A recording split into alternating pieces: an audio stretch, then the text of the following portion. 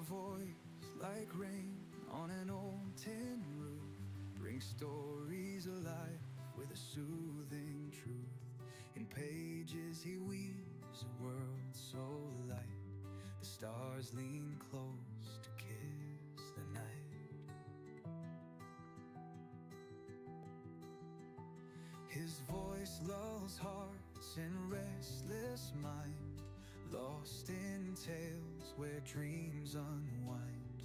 The book feather reads as shadows rise. His words are calm as lullabies.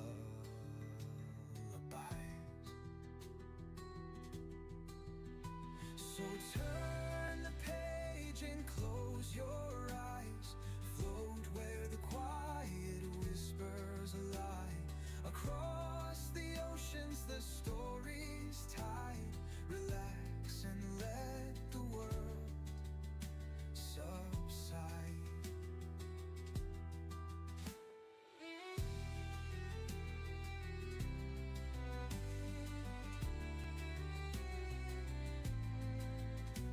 A thousand accents the moonlight bends, in words no borders, no distance ends. Worlds collide in his gentle tone. A whisper makes you feel at home. Each line he shares feels like coming back to a hearth of words in the silent black. From novels deep to poems that sway, he reads the night into the day. So turn the page and close your eyes. Float where the quiet whispers lie. Across the oceans the story's tide. Relax and let the world subside.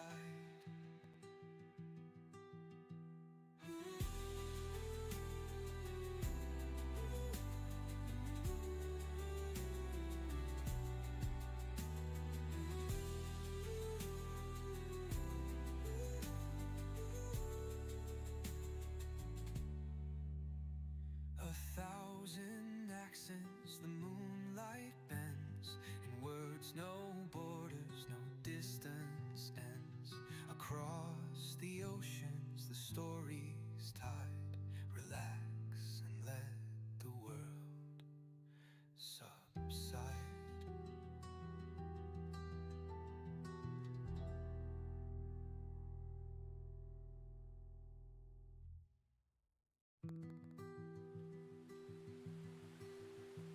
A voice like rain on an old tin roof brings stories alive with a soothing truth. In pages he weaves a world so light. The stars lean close to kiss the night. His voice lulls hearts in restless mind, lost in tales where dreams unwind. The book feather reads as shadows rise. His words are calm as lullabies.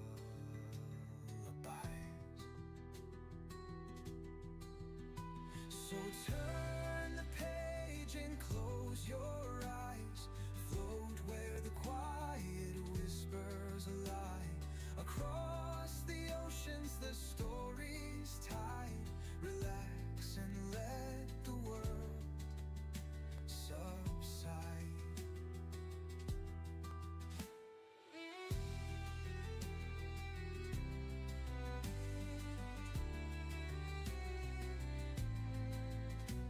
A thousand accents the moonlight bends, in words no borders, no distance ends. Worlds collide in his gentle tone. A whisper makes you feel at home. Each line he shares feels like coming back to a hearth of words in the silent black. From novels deep to poems that sway, he reads the night into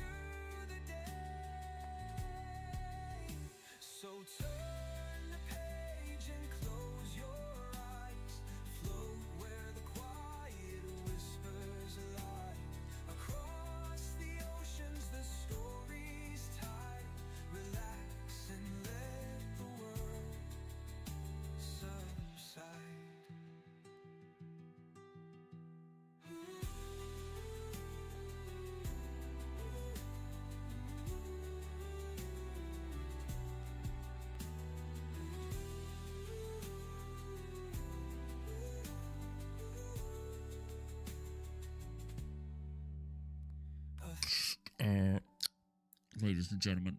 Giggity. All right. Seems quiet. Too quiet. I'm Batman. Gotham is never safe without me. What time is it? It's 7 o'clock. Okay, like a good neighbor, State Farm is there.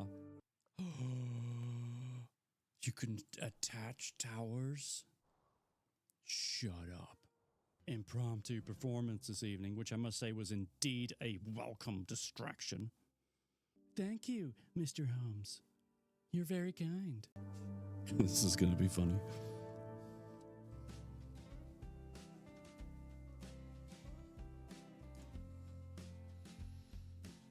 Hello, everybody. Happy Sunday.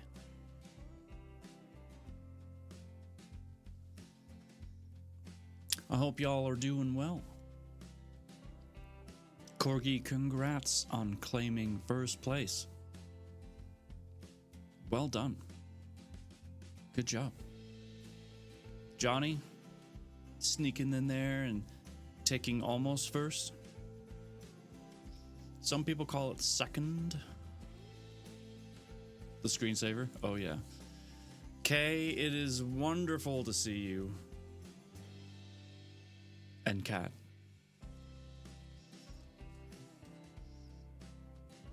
Hi, Kat. This is for you guys. Hi, Kat here. I'm just That's for Gamer Boy who donated 100 biddies. So Wes for his 200 biddies too.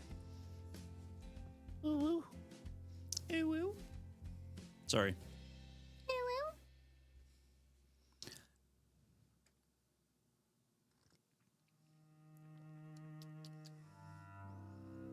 So, I was hoping for a wig clip. Oh, well, there you go. Earlier today, I went and saw the new Jurassic movie.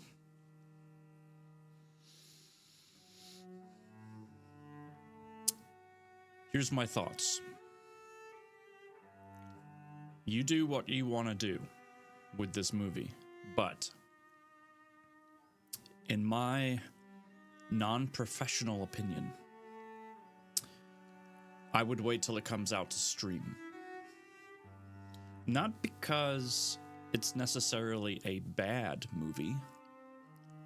There were plenty of scenes where having that big screen was, you know, worth it.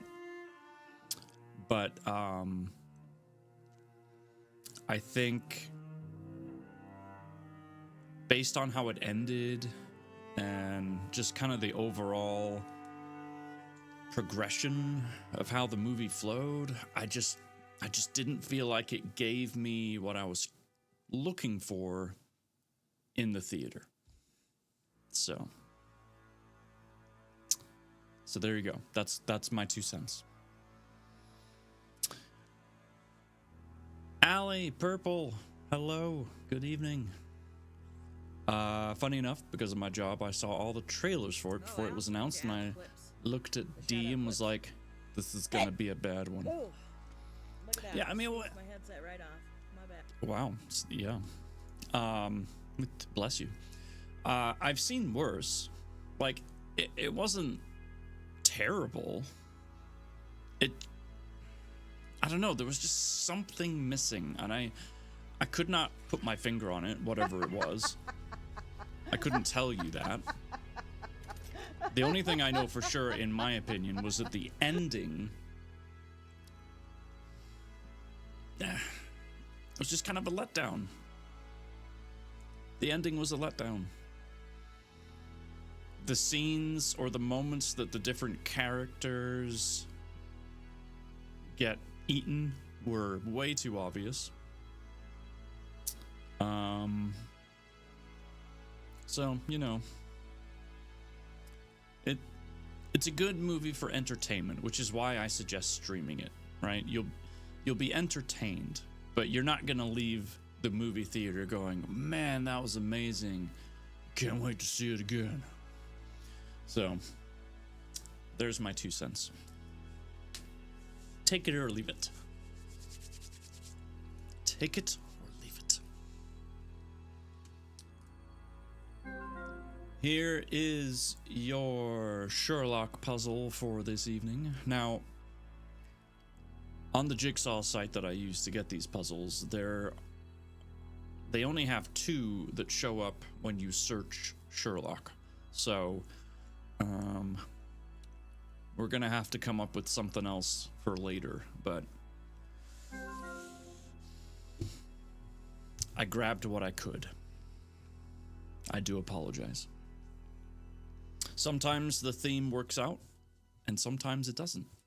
And when you get super specific with something like Sherlock, I'll probably have to broaden my scope a bit and be like, London, you know, and just kind of see what comes up. Okay. Before we start reading, I need to do a couple of my workouts.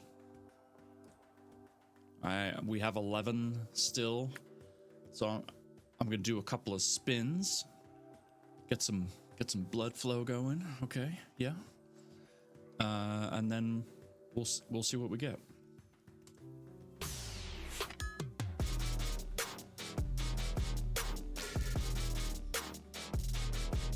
No weight squats x5. No weight squats times 5. Why doesn't my sound work anymore?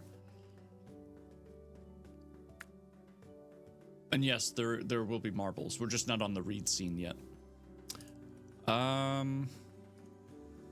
It's a good question. Who's that handsome guy?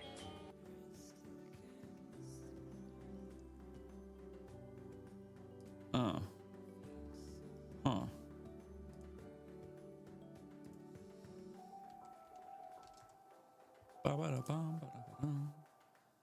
Let me just take a quick look here. Noise. You don't have to check all of the sounds. Let's see. Was it this one?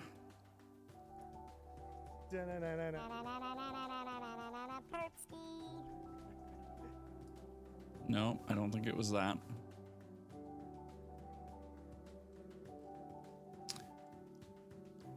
Purple, I apologize. I'm trying to remember what your sound is.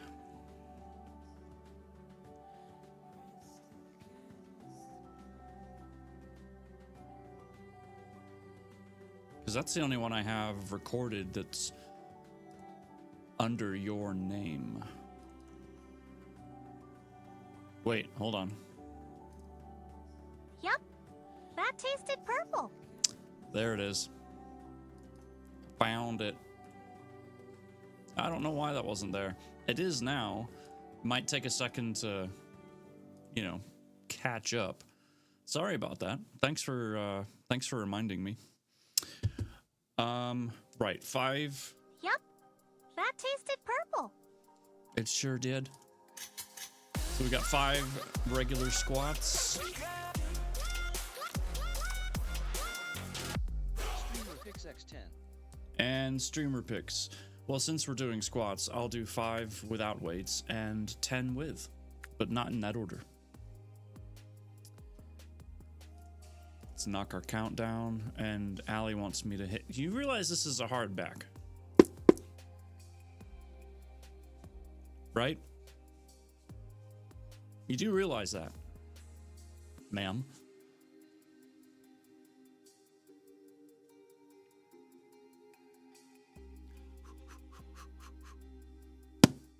Ow. Okay. Hard head as well. Shh, don't tell everybody.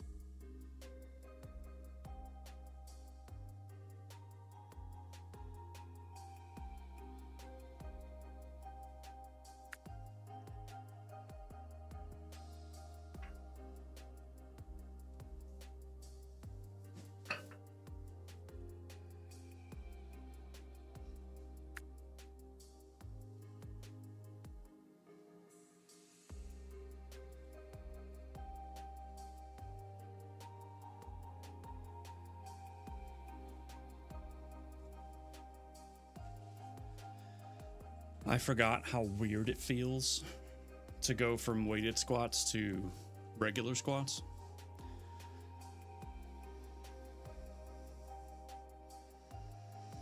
So weird. Okay. Let's see. Any other business we need to take care of? I don't think so. Back to work tomorrow. She don't care. I care. Well, I'll let you guys decide amongst yourselves. All right. Let me switch over.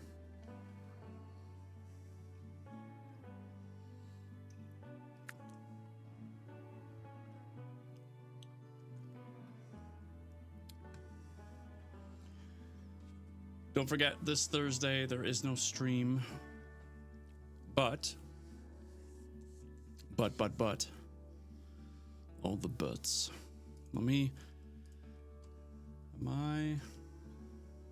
Yeah. I'm gonna try and do a makeup stream for missing Thursday. That will either be what kind of makeup?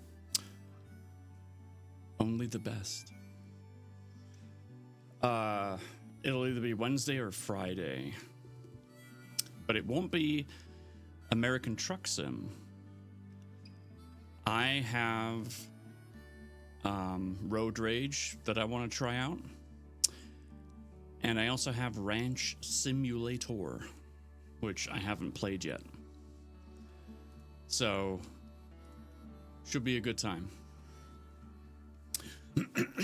But for now, I want to say thank you for being here. Those of you that are here right now are so freaking loyal. Not that the others are not. I'm just saying, like, you're here.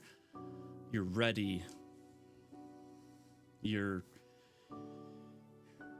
make it worthwhile for me to read to you. And I would read even if there was only one of you, like Stunt Mama's mama, who just subscribed for 34 months. I swear you just did that like a week ago. Thank you for being a friend. No, thank you, Johnny. Thank you, ma'am. How are you? Let me add account back to the... So much for knocking two off. Let's see. Arrow, wheel, spin. Will today be the day? It will not. But gosh darn it, someone has to land on that wedge eventually, statistically. It's at $100, guys. I don't know what else to do. Whoever lands on that wedge is going to get $100. Whether it's a Steam gift card, Amazon, whatever. Maybe a bit of both. Someone's going to get it. All right. Sit back, relax, and I will try not to butcher this amazing story that we have. The Hound of the Baskervilles and the Valley of Fear. Sir Arthur Conan Doyle. Chapter 4. This pretty little book. Embossed cover. ASMR. Chapter 4 is Sir Henry Baskerville.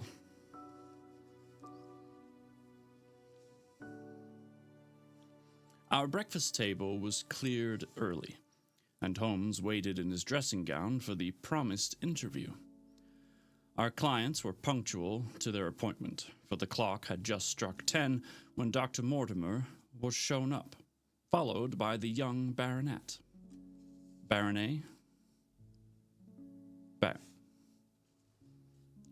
It's like a baron with an E-T. Baronet. Anyway, the latter was a small, alert, dark-eyed man about 30 years of age. Very sturdily built, with thick black eyebrows and a strong, pugnacious face. He wore a ruddy-tinted tweed suit and had the weather-beaten appearance of one who has spent most of his time in the open air. And yet there was something in his steady eye and the quiet assurance of his bearing which indicated the gentleman.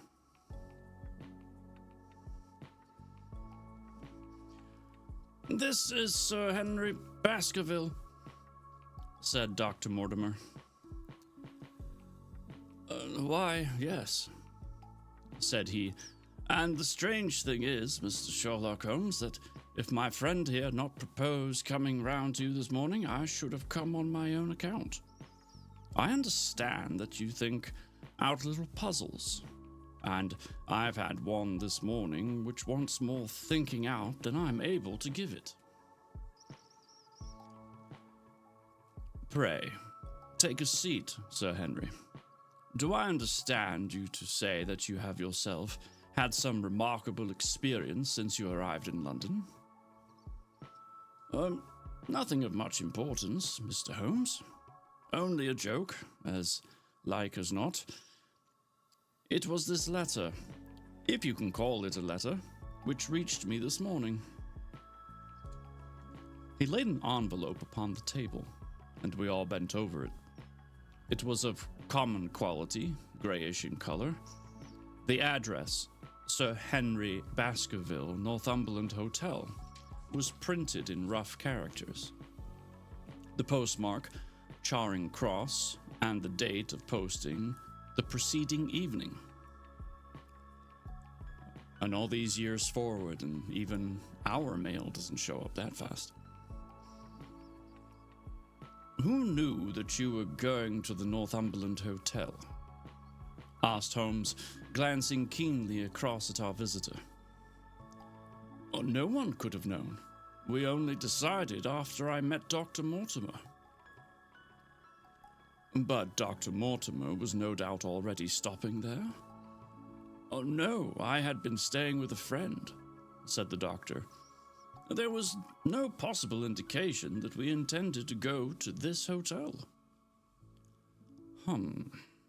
Someone seems to be very deeply interested in your movements." Out of the envelope, he took a half sheet of foolscap paper folded into four.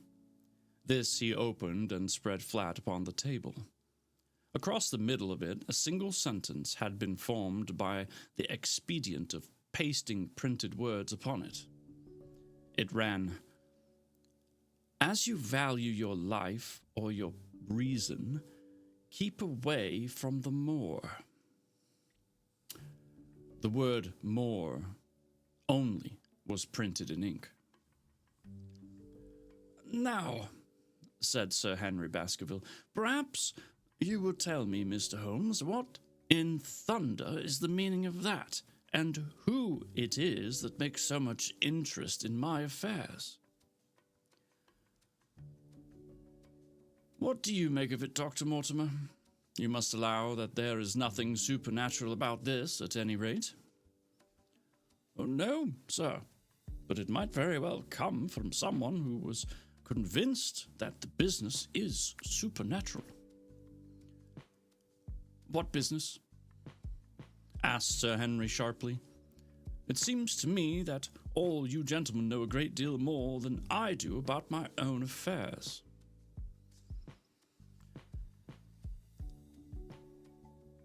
"You shall..."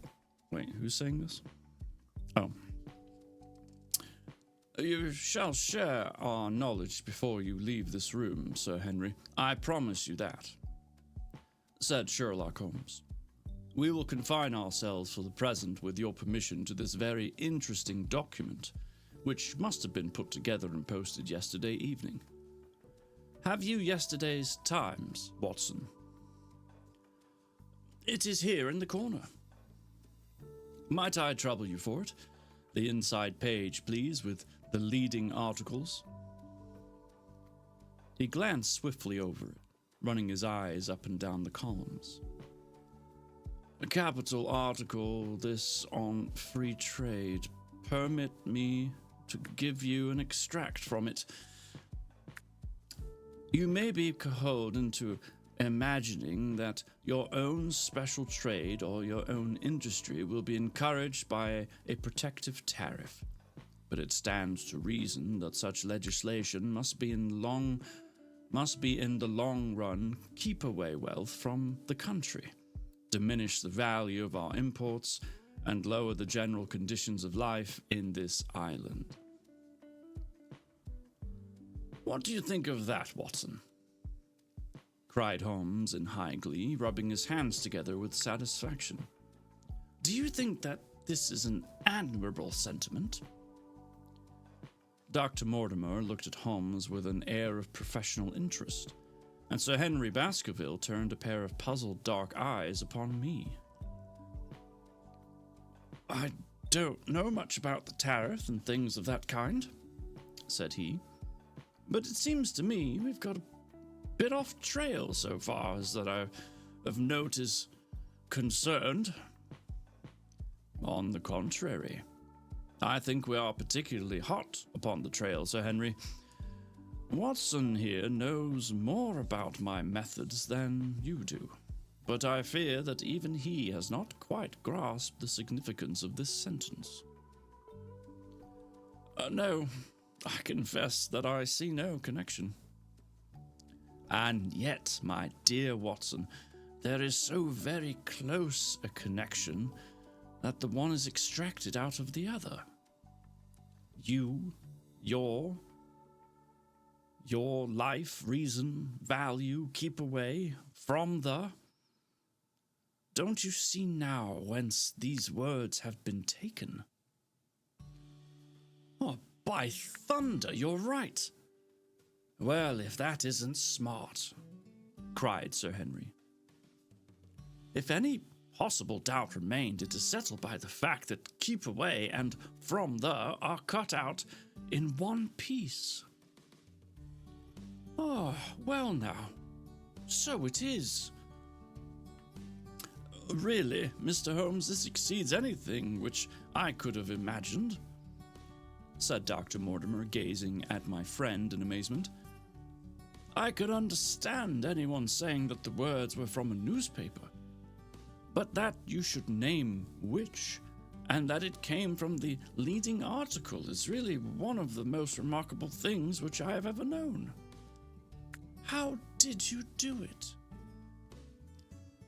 I presume, Doctor, that you could tell the skull of a Negro from that of a Eskimo?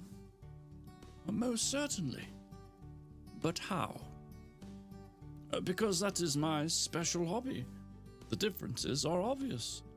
The supraorbital crest, the facial angle, the maxillary curve, But this is my special hobby, and the differences are equally obvious. There is as much difference to my eyes between the leaded Burgoyce type of Times article and the slovenly print of an evening halfpenny paper as there could be between your Negro and your Eskimo. The detection of types is one of the most elementary branches of knowledge to the special expert in crime, though I confess that once when I was very young I confused the Leeds Mercury with the Western Morning News. But a Times leader is entirely distinctive, and these words could have been taken from nothing else.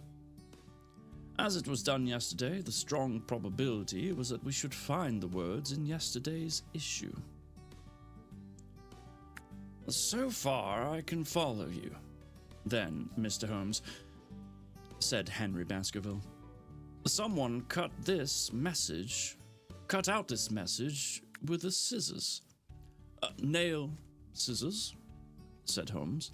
You can see that it was a very short-bladed scissors, since the cutter had to take 2 snips over. Keep away. That is so. Someone then cut out the message with a pair of short-bladed scissors, pasted it with paste. Gum, said Holmes. with gum on the paper, but I want to know why the word more should have been written. Because he could not find it in print. The other words were all simple and might be found in any issue, but more would be less common. Why, of course, that would explain it. Have you read anything else in this message, Mr. Holmes? There are one or two indications, and yet the utmost pains have been taken to remove all clues. The address, you observe, is printed in rough characters, but the Times is a paper which is seldom found in any hands but those of highly educated. We may take it, therefore, that the letter was composed by an educated man who wished to pose as an uneducated one, and his effort to conceal his own writing suggests that that writing might be known, or come to be known by you. Again, you'll observe that the words are not gummed on in an accurate line, but that some are much higher than others. Life, for example, is quite out of its proper place. That may point to carelessness, or it may point to agitation and hurry upon the part of the cutter. On the whole, I incline to the latter view, since the matter was evidently important, and it is unlikely that the composer of such a letter would be careless. If he were in a hurry, it opens up the interesting question why he should be in a hurry, since any letter posted up to early morning would reach Sir Henry before he would leave his hotel. Did the composer fear an interruption? And from whom? We are coming now rather into the region of guesswork, said Dr. Mortimer. Say, rather into the region where we balance probabilities and choose the most likely. It is the scientific use of the imagination, but we have always some material basis on which to start our speculation. Now, you would call it a guess, no doubt, but I am almost certain that this address has been written in a hotel. How in the world could you say that? If you examine it carefully, you will see that both the pen and the ink have given the writer trouble. The pen has spluttered twice in a single word and has run dry 3 times in a short address, showing that there was very little ink in the bottle. Now, a private pen or ink bottle is seldom allowed to be in such a state, and the combination of the two must be quite rare. But you know the hotel ink and the hotel pen, where it is rare to get anything else. Yes, I have very little hesitation in saying that could we examine the wastepaper baskets of the hotels around Charing Cross until we found the remains of the mutilated Times leader, we could lay our hands straight upon the person who sent the singular message. Hello, what is this? He was carefully examining the foolscap upon which the word were pasted, holding it only an inch or 2 from his eyes. Well? Nothing, said he, throwing it down. It is a blank half-sheet of paper without even a watermark upon it. I think we have drawn as much as we can from this curious letter. And now, Sir Henry, has anything else of interest happened to you since you have been in London? Why, no, Mr. Holmes, I think not. You have not observed anyone follow or watch you? I seem to have walked right into the thick of a dime novel, said our visitor. Why in thunder should anyone follow or watch me? We are coming to that. You have nothing else to report to us before we go into this matter? Well, it depends on what you think is worth reporting. I think anything out of the ordinary routine of life well worth reporting. Sir Henry smiled. I don't know much of British life yet, for I have spent nearly all my time in the States and in Canada. This guy's American? I forgot about that. Howdy. But I hope that to lose one of your boots is not part of the ordinary routine of life over here. Because now we're switching accents. Have you lost one of your boots? My dear sir, cried Dr. Mortimer, it is only mislaid. You will find it when you return to the hotel. What is the use of troubling Mr. Holmes with trifles of this kind? Well, he asked me for anything outside the ordinary routine. Exactly, said Holmes. However foolish and incident may seem, you have lost one of your boots, you say. Well, mislaid it anyhow. I put them both outside my door last night, and there was only one in the morning. Why would you put your shoes outside your door? I mean, I wasn't alive back then, so maybe that was just the thing. And there was only one in the morning. I could get no sense out of the chap who cleans them. The worst of it is that I only bought the pair last night in the Strand, and I have never had them on. If you have never worn them, why did you put them out to be cleaned? They were tan boots and have never been varnished. That's why I put them out. Then I understand that on your arrival in London yesterday, you went out at once and bought a pair of boots. I did a good deal of shopping. Dr. Mortimer here went round with me. You see, if I am to be squire down there, I must dress the part, and it may be that I've got a little careless in my ways out west. Among other things, I bought these brown boots, gave $6 for them, and he had one stolen before I even had them on my feet. Ooh, dungeon, dungeon, I want to join my dungeon. It seems a singularly useless thing to steal, said Sherlock Holmes. I confess that I share Dr. Mortimer's belief that it will not be long before the missing boot is found. And now, gentlemen, said the Baronet with decision, it seems to me that I have spoken quite enough about the little that I know. It is time that you kept your promise and gave me a full account of what we are driving at. Your request is a very reasonable one, Holmes answered. Dr. Mortimer, I think you could not do better than to tell your story as you told it to us. Thus encouraged, our scientific friend drew his papers from his pocket and presented the whole case as he had done upon the morning before. Sir Henry Baskerville listened with the deepest attention and with an occasional exclamation of surprise. Well, I seem to have come into inheritance with a vengeance, said he when the long narrative was finished. Of course, I've heard of the hound ever since I was in the nursery. It's the pet story of the family, though I never thought of taking it seriously before. But as to my uncle's death, well, it all seems boiling up in my head, and I can't get it clear yet. You don't seem quite to have made up your mind whether it's a case for a policeman or a clergyman. Precisely.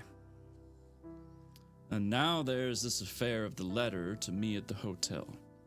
I suppose that fits into place. It seems to show that someone knows more than we do about what goes on upon the moor, said Dr. Mortimer, wrong voice, again. And also, said Holmes, that someone is still not ill-disposed towards you, since they warn you of danger. Or it may be that they wish, for their own purposes, to scare me away. Well, of course, that is possible also. I am very much indebted to you, Dr. Mortimer, for introducing me to a problem which presents several interesting alternatives. But the practical point which we now have to decide, Sir Henry, is whether it is or is not advisable for you to go to Baskerville Hall. Why should I not go? There seems to be danger. Do you mean danger from the family fiend, or do you mean danger from human beings? Well, that is what we have to find out. Whichever it is, my answer is fixed. There is no devil in hell, Mr. Holmes, and there is no man upon earth who can prevent me from going to the home of my own people. And you may take that to be my final answer. His dark brows knitted and his face flushed to a dusky red as he spoke. It was evident that the fiery temper of the Baskervilles was not extinct in this, their last representative. Meanwhile, said he, I have hardly had time to think over all that you have told me. It's a big thing for a man to have to understand and to decide at one sitting. I should like to have a quiet hour by myself to make up my mind. Now, look here, Mr. Holmes. It's 11:30 now, and I'm going back right away to my hotel. Suppose you and your friend, Dr. Watson, come round and lunch with us at 2. I'll be able to tell you more clearly then how this thing strikes me. Is that convenient to you, Watson? Perfectly. Then you may expect us. Shall I have a cab called? I'd prefer to walk, for this affair has flurried me rather. I'll join you in a walk with pleasure, said his companion. Then we meet again at 2 o'clock. Au revoir and good morning. We heard the steps of our visitors descend the stair and the bang of the front door. In an instant, Holmes had changed from the languid dreamer to the man of action. Your hat and boots, Watson, quick, not a moment to lose. He rushed into his room in his dressing gown and was back again in a few seconds in a frock coat. We hurried together down the stairs and into the street. Dr. Mortimer and Baskerville were still visible about 200 yards ahead of us in the direction of Oxford Street. Shall I run on and stop them? Not for the world, my dear Watson. I am perfectly satisfied with your company if you will tolerate mine. Our friends are wise, for it is certainly a very fine morning for a walk. Renato. I know fathers usually tell their sins, they are proud of them, but I am also a father, so I am proud of you. Or tell their sons. That makes more sense. Renato, it is a pleasure.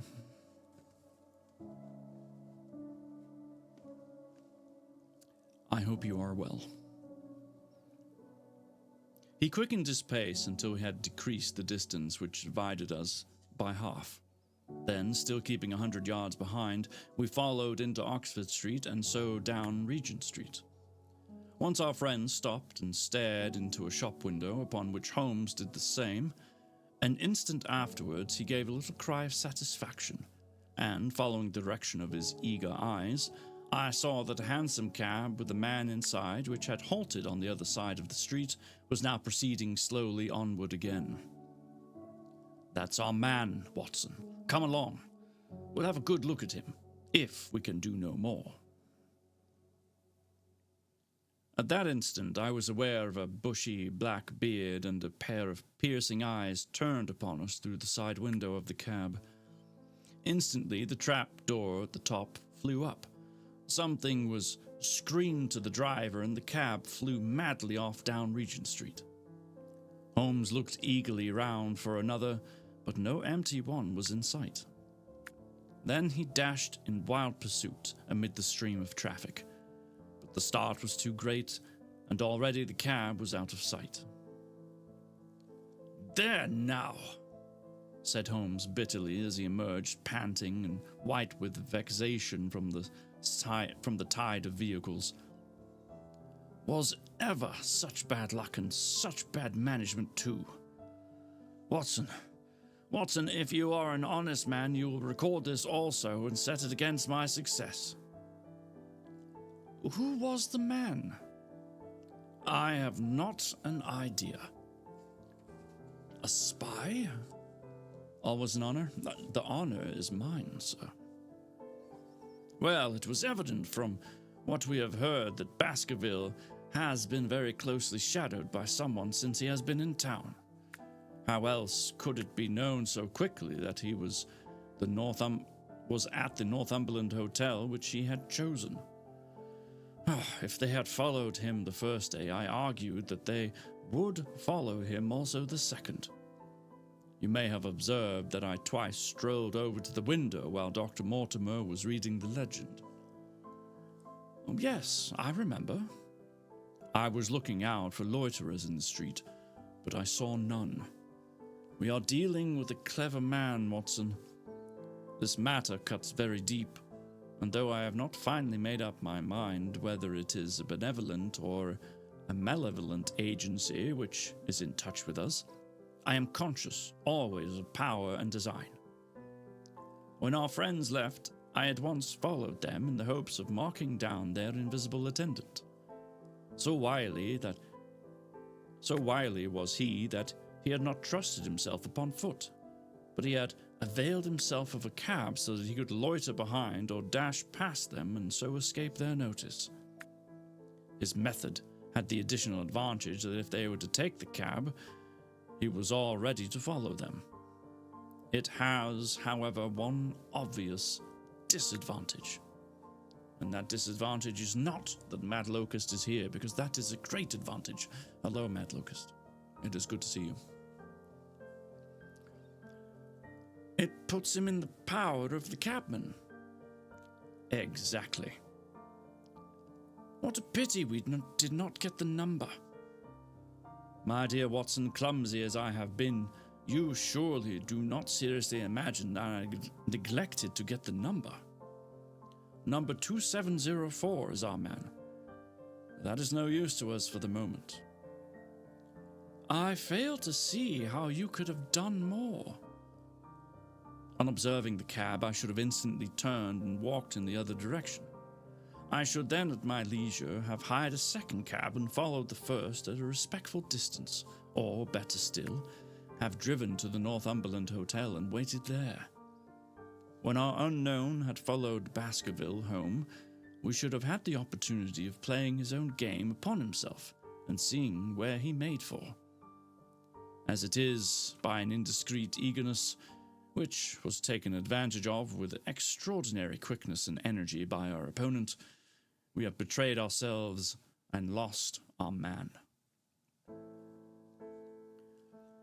We had been sauntering slowly down Regent Street during this conversation, and Dr. Mortimer with his companion had long vanished in front of us. "There is no object in our following them," said Holmes. "The shadow has departed and will not return. We must see what further cards we have in our hands and play them with decision. Could you swear to the man's face within the cab?" "I could swear only to the beard." "And so could I, from which I gather that in all probability it was a false one. A clever man, upon so delicate an errand, has no use for a beard save to conceal his features. Come in here, Watson." He turned into one of the district... I'm just going to start that again. He turned into one of the district messenger offices, where he was warmly greeted by the manager. "Ah, Wilson, I see you have not forgotten the little case in which I had the good fortune to help you." No, sir, indeed I have not. You saved my good name and perhaps my life. My dear fellow, you exaggerate. I have some recollection, Wilson, that you had among your boys a lad named Cartwright who showed some ability during the investigation. Oh, yes, sir, he is still with us. Could you ring him up? Thank you. And I should be glad to have a change of this £5 note. A lad of 14 with a bright, keen face had obeyed the summons of the manager. He stood now gazing with great reverence of the famous detective. Let me have the hotel directory, said Holmes. Thank you. Now, Cartwright, there are the names of 23 hotels here, all in the immediate neighborhood of Charing Cross. Do you see? Yes, sir. You will visit each of these in turn. Yes, sir. You will begin in each case by giving the outside porter 1 shilling. Here are 23 shillings. Yes, sir. You will tell him that you want to see the waste paper of yesterday. You will say that an important telegram has miscarried and that you are looking for it. You understand? Yes, sir. This guy's got great lines. Just, yes, sir. But what you are really looking for is the center page of the Times with some holes cut in it with scissors. Here is a copy of the Times. It is this page. You could easily recognize it, could you not? Yes, sir. In each case, the outside porter will send for the hall porter, to whom also you will give a shilling. Here are 23 shillings. You will then learn in possibly 20 cases out of the 23 that the waste of the day before has been burned or removed. In the other 3 cases, you'll be shown a heap of paper and you will look for this page of the Times among it. The odds are enormously against you finding it. There are 10 shillings over in the case of emergencies. Let me have a report by wire at Baker Street before evening. And now, Watson, it only remains for us to find out by wire the identity of the cabman, number 2704. And then we will drop into the Bond Street picture galleries and fill in the time until we are due at the hotel. And that, folks, is the conclusion to Chapter 4. Yes, sir.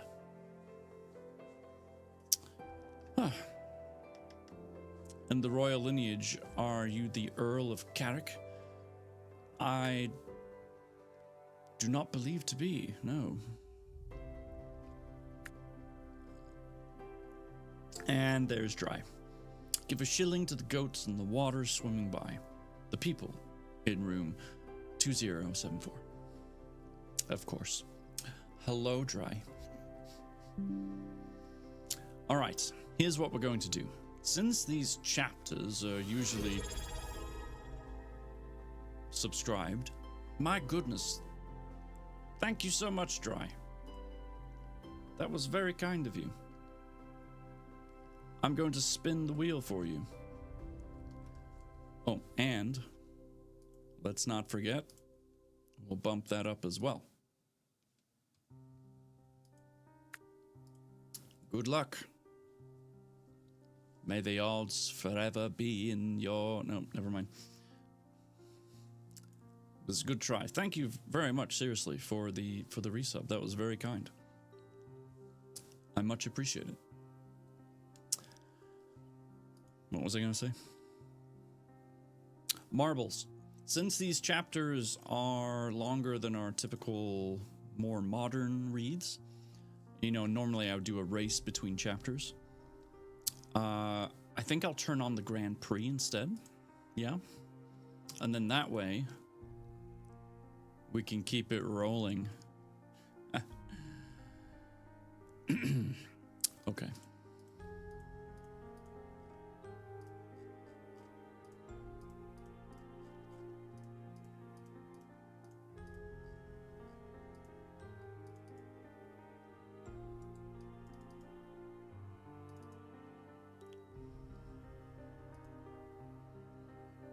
Dum, tss. Ha! I'm rolling. You see what I did there? Cool. I will change the laps from 5 to 3. All right. Exclamation point play to get in the Grand Prix. I wish you much success. No. Play, my dear cat. Absolutely delicious tea.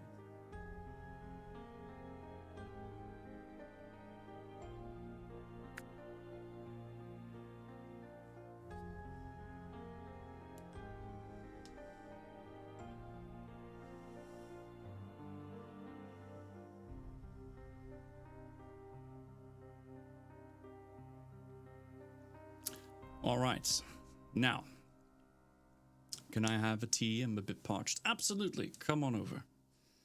I realize it's a long trip with you being Canadian and all. Oh, I forgot to push start. Good grief. I'm fine. With you being up north and all that in Maple Land, but you're welcome. I'm sure I'll still have some by the time you get here. All right. I'm going to do a 2-minute ad break because it's almost time for that to run. While the ad break's running, I'm going to do 2 more workouts. And then when the ads are over, we'll get back into the book. Okay? All right. Here we go.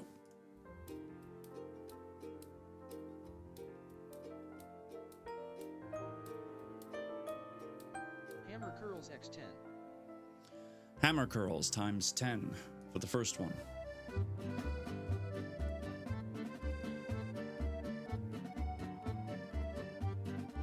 Push-ups x5. And push-ups times 5. All right, I will start with the push-ups, and I shall swiftly move on to the hammer curls.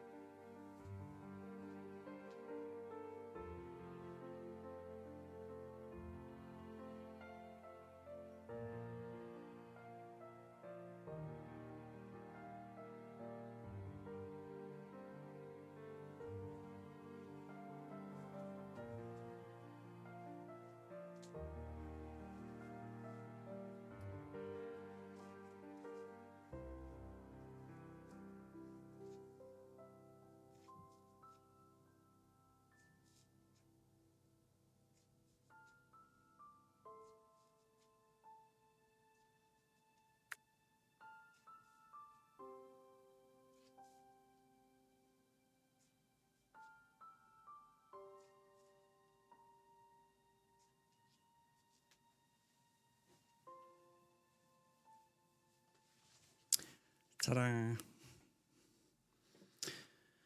We did it!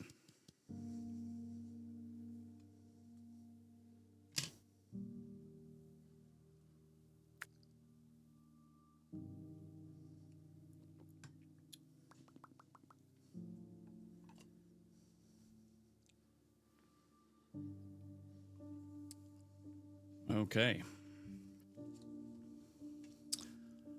If you had ads, welcome back.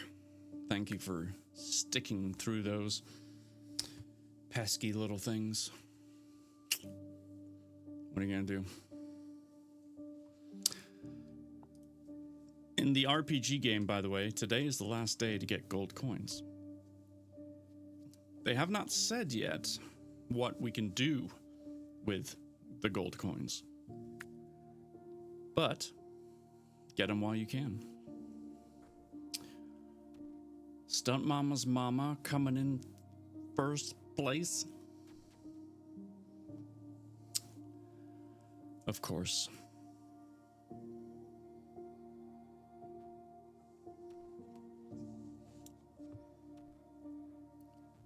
All right.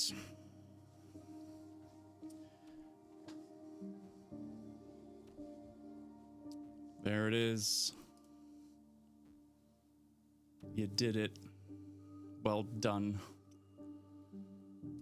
We're gonna move right on to Bear Ridge. Oh, my character. died. 90 seconds on the clock. Good luck in the races. Chapter 5 is called 3 Broken Threads.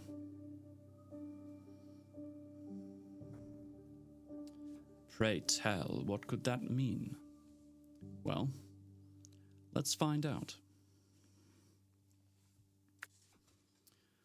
Sherlock Holmes had, in a very remarkable degree, the power of detaching his mind at will. For 2 hours, the strange business in which we had been involved appeared to be forgotten, and he was entirely absorbed in the pictures of the modern Belgian masters. Well, I mean, who wouldn't be? Come on.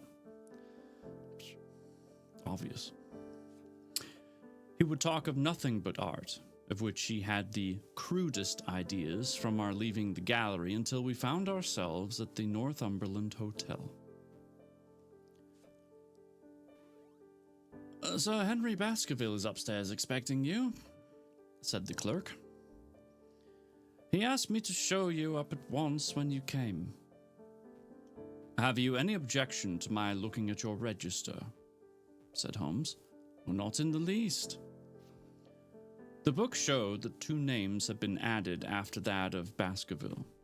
One was Theophilus Johnson and family of Newcastle. I used to live near Newcastle. I was born in Durham, which is not far from Newcastle at all. And the other, Mrs. Oldmore and maid of High Lodge, Alton. Surely that must be the name... Surely that must be the same Johnson whom I used to know, said Holmes to the porter. A lawyer, is he not? Grey-headed and walks with a limp. No, sir, this is Mr. Johnson, the coal owner, a very active gentleman, not older than yourself. Surely you are mistaken about his trade. No, sir. He has used this hotel for many years, and he is very well known to us. Ah, that settles it. Mrs. Oldmore, too, I seem to remember the name. Excuse my curiosity, but often in calling upon one friend, one finds another. She is an invalid lady, sir. Her husband was once mayor of Gloucester. She always comes to us when she is in town. Thank you. I'm afraid I cannot claim her acquaintance.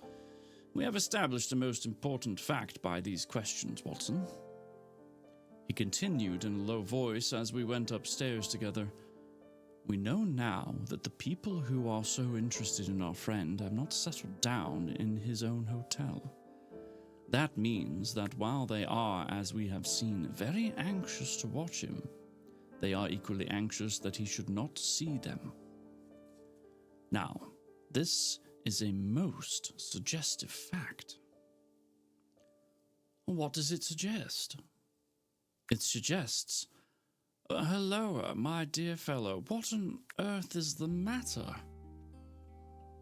As we came around the top of the stairs, we had run up against Sir Henry Baskerville himself. His face was flushed with anger, and he held an old and dusty boot in one of his hands. So furious was he that he was hardly articulate, and when he did speak, it was in a much broader and more Western dialect than any of which we had heard from him in the morning. Seems to me they're playing me for a sucker in this hotel, he cried. They'll find they've started into monkey with the wrong man unless they are careful. By thunder, if that chap can't find my missing boot, there will be trouble. I can take a joke with the best, Mr. Holmes, but they've got a bit over the mark this time. Still looking for your boot? Yes, sir, and mean to find it. But surely you said that it was a new brown boot. So it was, sir. And now it's an old black one. What? You don't mean to say. That's just what I do mean to say. I only had 3 pairs in the world. The new brown, the old black, and the patent leathers which I am wearing. Last night they took one of my brown ones, and today they have sneaked one of the black. Well, have you got it? Speak out, man, and don't stand staring. An agitated German waiter had appeared upon the scene.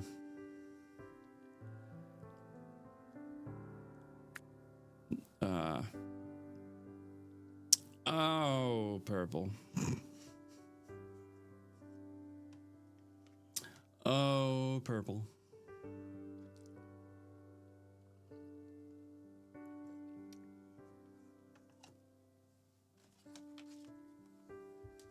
Purple, purple, purple. German guy sounds like Batman. Yeah, absolutely. Pretty much one and the same, aren't they?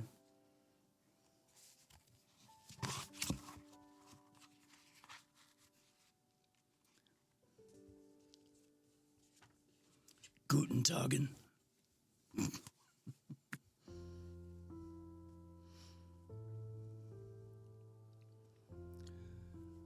No, sir. I have made inquiry all over the hotel, but I can hear no word of it. I mean, nein.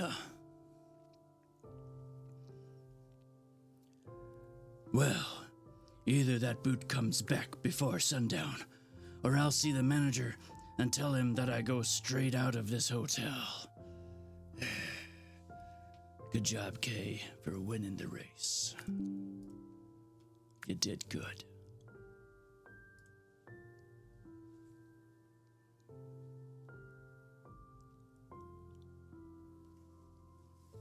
It shall be found, sir. I promise you that if you will have a little patience, it will be found. Mind it is, for it's the last thing of mine that I'll lose in this den of thieves. Well, Mr. Holmes, thee excuse my troubling you about such a trifle. I think it is well worth troubling about. Why, you look very serious over it. How do you explain it? Answer me. I just don't attempt to explain it. It seems the very maddest, queering thing that ever happened to me.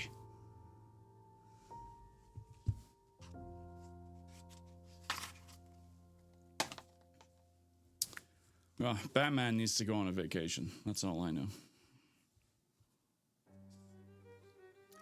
The queerest, perhaps, said Holmes thoughtfully. What do you make of it yourself? Well, I don't profess to understand it yet. This case of yours is very complex, Sir Henry. When taken in conjunction with your uncle's death, I am not sure with all of the 500 cases of capital importance which I have handled, there is one which cuts so deep. But we hold several threads in our hands, and the odds are that one or the other of them guides us to the truth. We may waste time in following the wrong one, but sooner or later we must come upon the right. We had a pleasant luncheon while little was said of the business which had brought us together. It was in the private sitting room to which we afterwards repaired that Holmes asked Baskerville what were his intentions. To go to Baskerville Hall. And when? At the end of the week. On the whole, said Holmes, I think that your decision is a wise one. I have ample evidence that you are being dogged in London, and amid the millions of this great city, it is difficult to discover who these people are or what their object can be. If their intentions are evil, they might do you a mischief, and we should be powerless to prevent it. You did not know, Dr. Mortimer, that you were followed this morning from my house? Dr. Mortimer started violently. Followed? By whom? That, unfortunately, is what I cannot tell you. Have you among your neighbors or acquaintances on Dartmoor any man with a black full beard? No. Oh, or let me see. Why, yes, Barrymore, Sir Charles's butler, is a man with a full black beard. Ha! Where is Barrymore? Well, he is in charge of the hall. We had best ascertain if he is really there, or if by any possibility he might be in London, where Kay won the race. Jolly good show. Moving swiftly along to race number 4. I bid you good luck.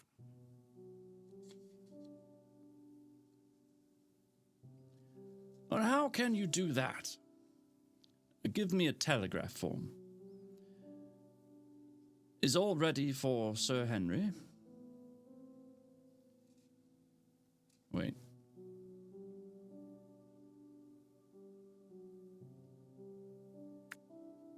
Oh, okay. That was just weird the way this was written. That will do. Addressed to Mr. Barrymore, Baskerville Hall. What is the nearest telegraph office? Grimpen? Very good. We will send a second wire to the postmaster, Grimpen. Telegram to Mr. Barrymore to be delivered into his own hand. If absent, please return wire to Sir Henry Baskerville, Northumberland Hotel. That should let us know before evening whether Barrymore is at his post in Devonshire or not. That's so, said Baskerville. By the way, Dr. Mortimer, who is this Barrymore anyhow? He is the son of the old caretaker who is dead. They have looked after the hall for 4 generations now. So far as I know, he and his wife are as respectable a couple as any in the country. At the same time, said Baskerville, it's clear enough that so long as there are none of the family at the hall, these people have a mighty fine home and nothing to do. That is true. Did Barrymore profit at all by Sir Charles's will? Asked Holmes. He and his wife had £500 each. Ha! Did they know that they would receive this? Yes, Sir Charles was very fond of talking about the provisions of his will. That is very interesting. I hope, said Dr. Mortimer, that you do not look with suspicious eyes upon everyone who received a legacy from Sir Charles, for I also had £1,000 left to me. Indeed. And anyone else? There were many insignificant sums to individuals and a large number of public charities. The residue all went to Sir Henry. And how much was the residue? £740,000. Okay, when was this written? We gotta do some math here, folks. We need to know what that's worth today.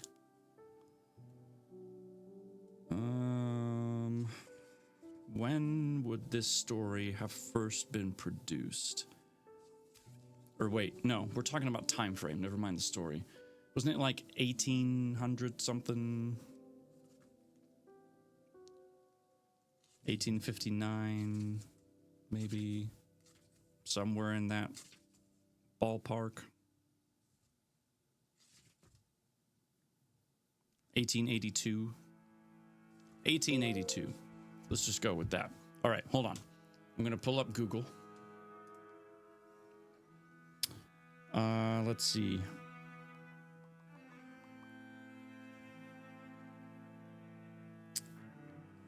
£740,000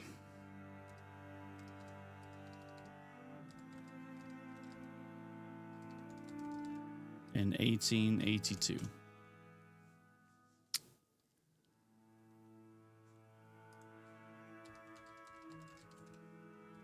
And then how much is that worth today? Holy cow. So, £750,000 English currency back in 1860. If you translated that to today, would be worth roughly around, I'm going to round up here, 117 million.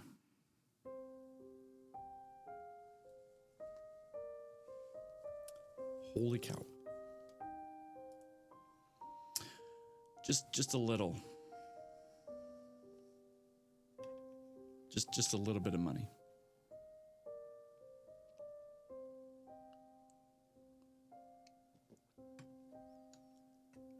Quite wealthy indeed. Holmes raised his eyebrows in surprise. I had no idea that so gigantic a sum was involved, said he. Sir Charles had the reputation of being rich, but we did not know how rich he was until we came to examine his securities. The total value of the estate was close on to $1 million. Holy crap. Well done, Corgi.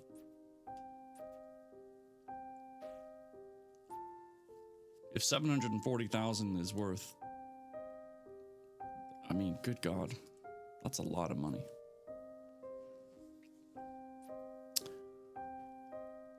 That's a crap ton, which is an actual measurement.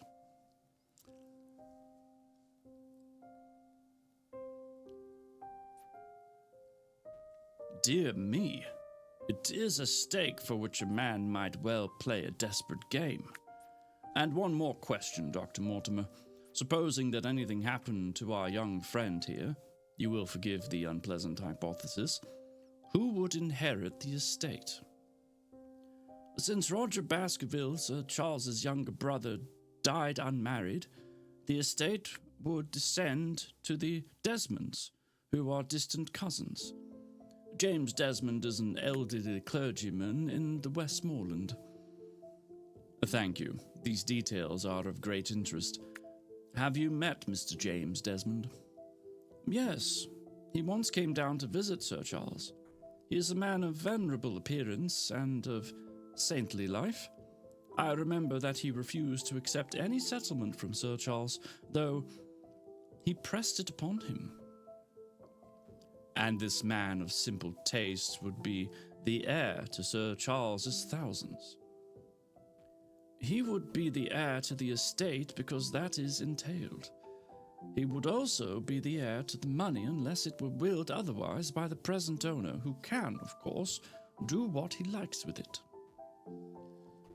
And you have made your will, Sir Henry? No, Mr. Holmes, I have not. I have had no time, for it was only yesterday that I learned how matters stood. But in any case, I feel that the money should go with the title and estate. That was my uncle's idea. How is the owner going to restore the glories of the Baskervilles if he has not money enough to keep up the property? House, land, and dollars must go together. Quite so. Well, Sir Henry, I am one of mind with you as to the advisability of your going down to Devonshire without delay. There is only one provision which I must make. You certainly must not go alone. Dr. Mortimer returns with me. But Dr. Mortimer has his practice to attend to, and his house is miles away from yours. With all the goodwill in the world, he may be unable to help you. No, Sir Henry, you must take with you someone, a trusty man, a man who will always be by your side. Is it possible that you could come yourself, Mr. Holmes? If matters came to a crisis, I should endeavor to be present in person, But you can understand that with my extensive consulting practice and with the constant appeals which reach me from many quarters, it is impossible for me to be absent from London for an indefinite time. At the present instant, one of the most revered names in England is being besmirched by a blackmailer, and only I can stop a disastrous scandal. You will see how impossible it is for me to go to Dartmoor. Well, whom would you recommend, then? Holmes laid his hand upon my arm. If my friend would undertake it, there is no man who is better worth having at your side when you are in a tight place. No one can say so more confidently than I. The proposition took me completely by surprise, but before I had time to answer, Baskerville seized me by the hand and wrung it heartily. "Well, now, this is real kind of you, Dr. Watson," said he. "Good job, stunt mama's mama. You have won again."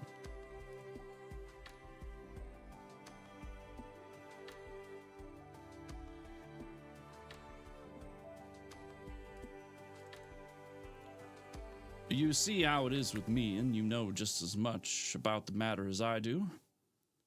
If you will come down to Baskerville Hall and see me through, I'll never forget it.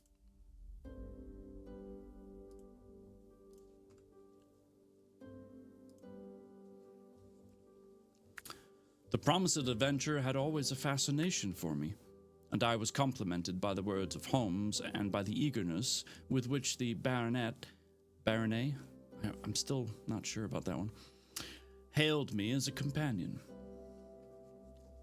"I will come with pleasure," said I. "I do not know how I could employ my time better." "And you will report very carefully to me," said Holmes. "When a crisis comes, as it will do, I will direct how you shall act. I suppose that by Saturday all might be ready." "Would that suit you, Dr. Watson?" "Perfectly." "Then on Saturday, unless you hear to the contrary, we shall meet at 10:30 at the 10:30 train from Paddington." We had risen to depart when Baskerville gave a cry of triumph, and diving into one of the corners of the room, he drew a brown boot from under a cabinet. "My missing boot!" he cried. "May all our difficulties vanish as easily," said Sherlock Holmes. "But it is a very singular thing," Dr. Mortimer remarked. "I searched his room carefully before lunch." "And so did I," said Baskerville, "every inch of it." "There was certainly no boot in it then." "In that case, the waiter must have placed it there while we were lunching." Suspicious. The German was sent for, but professed to know nothing of the matter, nor could any inquiry clear it up. Another item had been added to that constant and apparently purposeless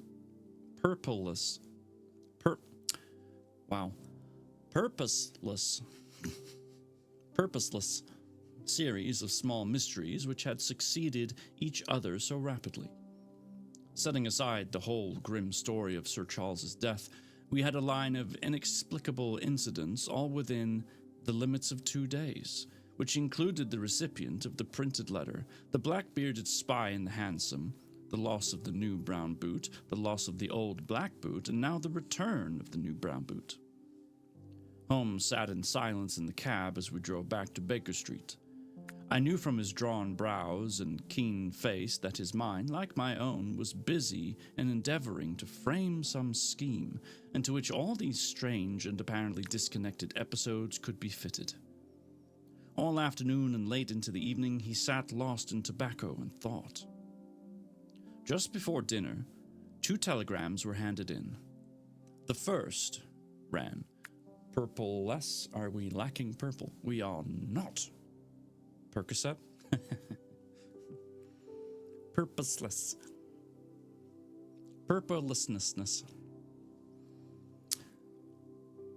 Have just heard that Barrymore is at the Hall, Baskerville. The second visited 23 hotels as directed, but sorry to report, unable to trace cut sheets of times. Cartwright. Well, there go two of my threads, Watson. There is nothing more stimulating than a case where everything goes against you. We must cast round for another scent. We still have the cabman who drove the spy? Exactly. I have wired to get his name and address from the official registry. I should not be surprised if this were an answer to my question. The ring at the bell proved to be something even more satisfactory than an answer, however, for the door opened and a rough-looking fellow entered who was evidently the man himself. Are you lacking purple? We are not. We were lacking purpose, apparently. But I kept saying purpleness. Or purposeless. Purpleless. I don't remember what I was saying. Either way, words were muttered. And, well, here we are.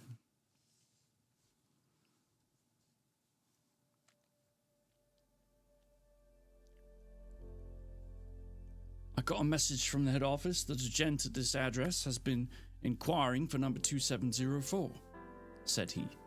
I've driven my cab this 7 years and never a word of complaint. I came here straight from the yard to ask you to your face what you had against me. I have nothing in the world against you, my good man, said Holmes. On the contrary, I have half a sovereign for you if you will give me a clear answer to my questions. Like, how did Kay manage to win that race? Just kidding. Kay deserved it. She fought hard. Ladies and gentlemen, race number 7. No. Crap.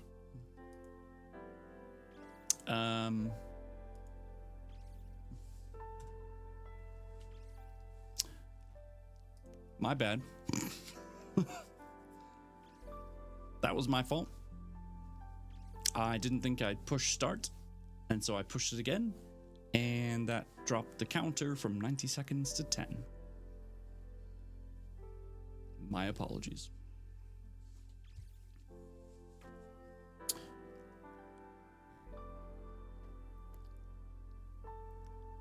Well, I've had a good day, and no mistake, said the cabman with a grin.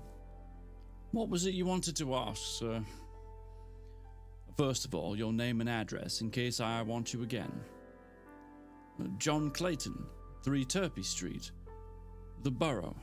My cab is out of Shipley's Yard near Waterloo Station. Sherlock Holmes made a note of it. Now, Clayton, tell me all about the fare who came and watched this house at 10 o'clock this morning and afterwards followed the 2 gentlemen down Regent Street. The man looked surprised and a little embarrassed. You just wanted a chance to win. Shh, cat. Knock it off. Why, there's no good my telling you things, for you seem to know as much as I do already, said he. The truth is that the gentleman told me that he was a detective and that I was to say nothing about him to anyone. My good fellow, this is a very serious business, and you may find yourself in pretty bad position if you try to hide anything from me. You say that your fare told you that he was a detective. Yes, he did. When did he say this? When he left me. Did he say anything more? He mentioned his name. Holmes cast a swift glance of triumph at me. Oh, he mentioned his name, did he? That was imprudent. What was the name that he mentioned? His name, said the cabman, was Sherlock Holmes. Never have I seen my friend more completely taken aback than by the cabman's reply. For an instant he sat in silent amazement. Then he burst into a hearty laugh because the bookfather won the race that wasn't meant to have happened so soon. Moving on. Nothing to see here. Join. Start. Just one click that time.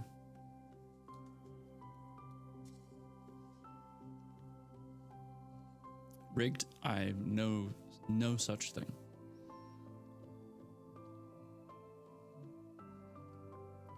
A touch, Watson. An undeniable touch, said he. I feel a foil as quick as supple as my own. He got home upon me very prettily that time. So his name was Sherlock Holmes, was it? Yes, sir. That was the gentleman's name. Excellent. Tell me where you picked him up and all that occurred. He hailed me at 9:30 in Trafalgar Square. He said that he was a detective and he offered me 2 guineas if I would do exactly what he wanted all day and ask no questions. I was glad to agree. First we drove down to the Northumberland Hotel and waited there until 2 gentlemen came out and took a cab from the rank. We followed their cab until it pulled up somewhere near here. This very door, said Holmes.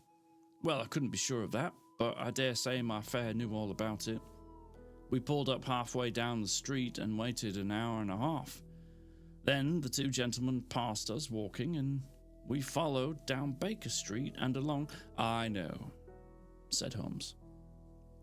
Until we got 3/4 down Regent Street. Then my gentleman threw up the trap, and he cried that I should drive right away to Waterloo Station as hard as I could go. I whipped up the mare, and we were there under 10 minutes. Then he paid us up to 2 guineas, like a good one, and away he went into the station. Only just as he was leaving, he turned around and he said, "It might interest you to know that you have been driving Mr. Sherlock Holmes." That's how I come to know the name. I see. And you saw no more of him? Not after he went into the station? And how would you describe Mr. Sherlock Holmes?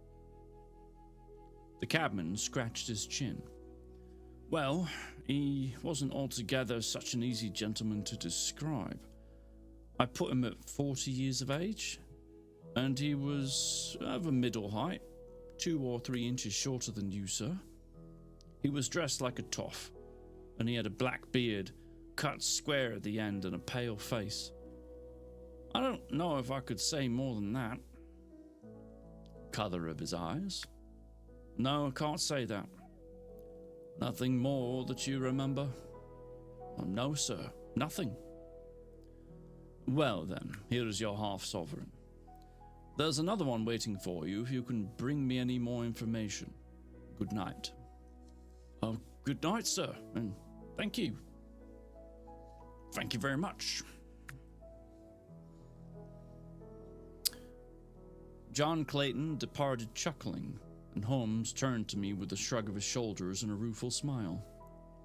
Snap goes our 3rd thread, and we end where we began, said he. The cunning rascal. He knew our number, knew that Sir Henry Baskerville had consulted me, spotted who I was in Regent Street, conjectured that I had got the number of the cab, and would lay my hands on the driver, and so sent back this audacious message. I tell you, Watson, this time we have got a foreman who is worthy of our steel. I've been checkmated in London. I can only wish you better luck in Devonshire, but I'm not easy in mind about it. About what? About sending you. It's an ugly business, Watson, an ugly, dangerous business, and the more I see of it, the less I like it. Yes, my dear fellow, you may laugh, but I give you my word that I shall be very glad to have you back safe and sound in Baker Street once more. And that, my dear chatters and friends, is the end of the chapter. And here we were thinking that Sherlock Holmes didn't have a heart. Bless. He does care about Watson. He does. He really does.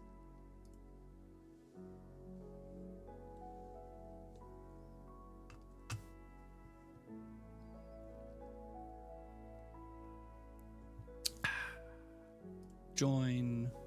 Start. 90 seconds on the clock. Hello, Governor. So, how was everybody's weekend? Everyone do anything for the 4th that was a little extra special? Any fun activities over the weekend? That's a no from Corgi. I worked. Did you at least? Oh wait, no, you're in Mapletown, so you didn't get like time and a half or holiday pay. So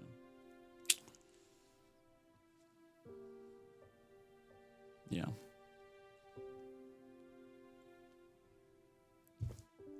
I did go out drinking on Friday for a worker's birthday. Oh, that's fun. Co-workers' birthdays are always a good time.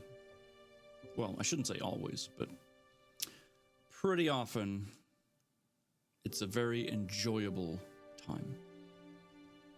Fubar says it was a good weekend, flew by. Well, that's good. I was the old lady in the group of young'uns. And you're not old, Corgi. Locust, I ordered a gourmet American-style burger with spice fries and chili mayo and watched Independence Day with Will Smith on the 4th. Wow. Really getting into the spirit of things. They're all early 20s. Yeah. You had band practice today. It was good. What instrument do you play, Mr. Locust? Family party at our house for the 4th, and the Grants have been here since then. Oh, nice. Of course, you've got that pool, so of course they want to be there. Birthday boy turned 23. Well, that's fun. Ah, Locust plays the bass. I play the drums, man. You and me. You and me. I cut my front yard, then hid in my house. Okay, not a bad idea. We now need to cut the grass, but it's been way too hot, and it rained quite a bit yesterday, which we needed. We sorely needed it. We had our city's fireworks last night, and I swear I thought it was going to get canceled because there was a storm that was going to hit right smack in the middle of when the fireworks were supposed to happen, but somehow the storm stayed away until we were driving home because it was done. So yeah. Cat avoided everybody. That sounds like a cat thing to do. Yeah. Drum and bass, the drum father. Meow. Based Locust. You can play the xylophone? Heck yeah. Purple made it to the peak. Well done. Well done. When are you gonna stream drum covers from your basement? I'm planning on doing that never. But thank you for asking. It has been so long since I have played in a band. I miss it. It was a lot of fun. It was also a ton of work. Ton of work. You legit cried? Man, that must have been quite the feat.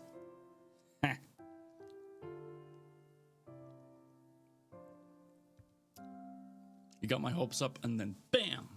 Never. Yep, that's how I roll. Sorry. Yeah, I think I'm gonna probably do it on Neverwary.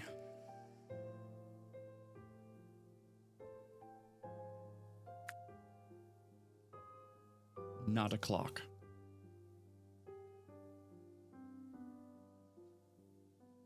What is this? Okay. Oh, good times. Good times.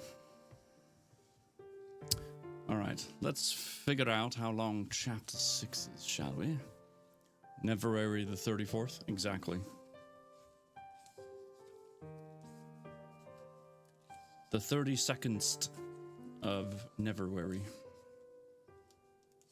I cannot turn pages to save my life.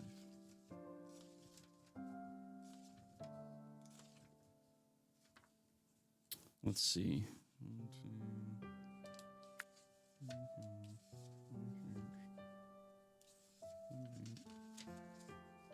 So it's about 12 pages for the chapter. Can't stop giggling. Good. Giggle away. Did you chew on something nice? Is that why? Good job, Kay. What time is it? Or for ads, I mean, 23 minutes? Okay. All right. We're going to run over our normal time, but that's okay.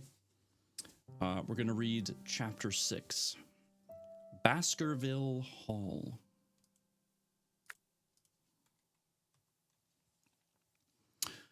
Sir Henry Baskerville and Dr. Mortimer were ready upon the appointed day, and we started as arranged for Devonshire. Mr. Sherlock Holmes drove with me to the trains to the station and gave me his last parting injunctions and advice. I will not bias your mind by suggesting theories or suspicions, Watson, said he. I wish you simply to report facts in the fullest possible manner to me, and you can leave me to do the theorizing. What sort of facts? I asked.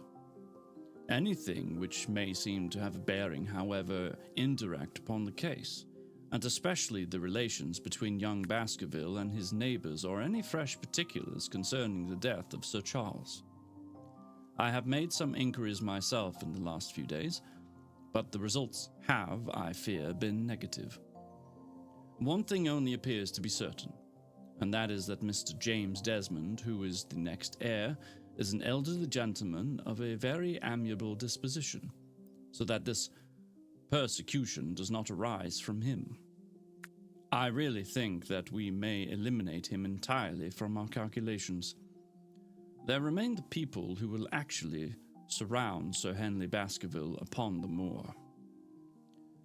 Would it not be well in the first place to get rid of this Barrymore couple? By no means. You could not make a greater mistake. You can just imagine Sherlock being like,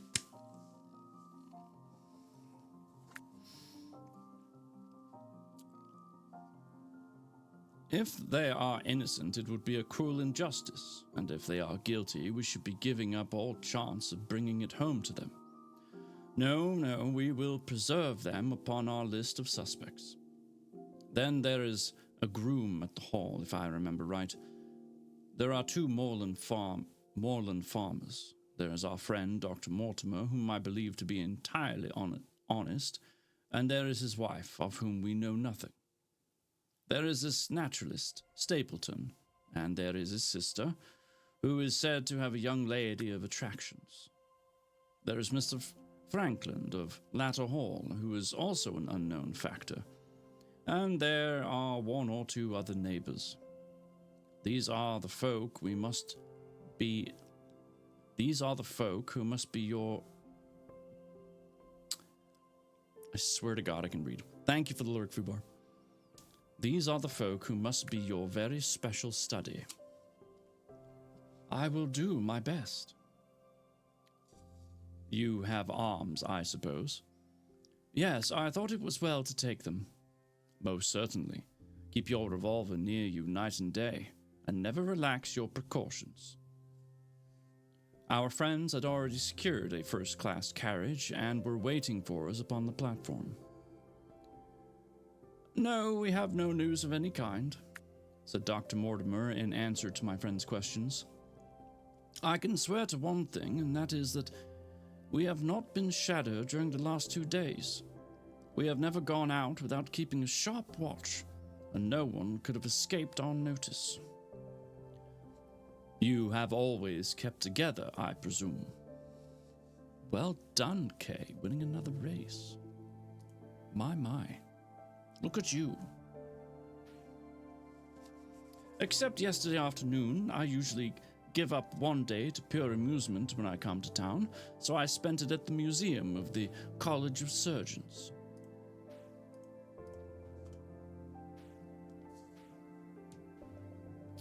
How'd I lose my place so quickly? And I went to look at the folk in the park, said Baskerville. But we had no trouble of any kind. It was imprudent all the same, said Holmes, shaking his head and looking very grave. I beg, Sir Henry, that you will not go about alone. Some great misfortune will befall you if you do. Did you get your other boot? No, sir, it's gone forever. Indeed, that is very interesting. Well, goodbye, he added as the train began to glide down the platform. Bear in mind, Sir Henry, one of the phrases in that queer old legend which Dr. Mortimer had read to us, and avoid the moor in those hours of darkness when the powers of evil are exalted. I looked back at the platform where we had left it far behind and saw the tall, austere figure of Holmes standing motionless and gazing after us.